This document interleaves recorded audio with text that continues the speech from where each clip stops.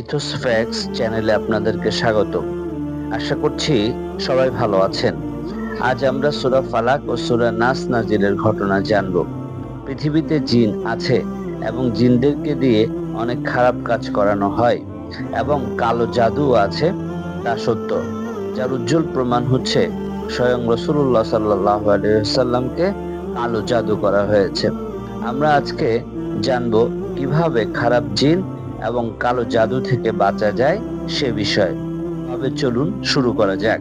মদিনার ইহুদি গোত্র বনু জুরাইকের মিত্র লাবিদ বিন আসাম নামক জনৈক মুনাফিক তার মেয়েকে দিয়ে রাসূলুল্লাহ সাল্লাল্লাহু আলাইহি ওয়াসাল্লামের মাথার ছিন্ন চুল ও চিরুনির ছিন্ন দাঁত চুরি করে এনে তাতে জাদু করে এবং মন্ত্র পাঠ করে চুলে 11টি গিরা দেয়।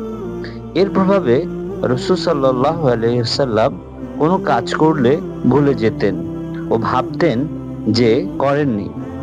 এক রাতে রাসূলুল্লাহ সাল্লাল্লাহু আলাইহি ওয়াসাল্লাম স্বপ্নে দেখেন যে দুজন লোক এসে একজন তার মাথার কাছে, অন্যজন পায়ের কাছে বসে। অতঃপর তারা বলে যে বনু জুরাইকের খেজুর বাগানে জারওয়ান কুয়ার তলদেশে পাথরের নিচে চাপা দেওয়া খেজুরের কাদির শুকনো খোসার মধ্যে ওই জাদু করা চুল ও চিরুনির দাঁত রয়েছে। ওটা তুলে এনে গিরা খুলে ফেলতে হবে। রাসূল সাল্লাল্লাহু আলাইহি সাল্লাম সকালে হযরত আলী রাদিয়াল্লাহু তাআলা আনহুকে সেখানে পাঠান এবং যথারীতি তা তুলে আনা হয়।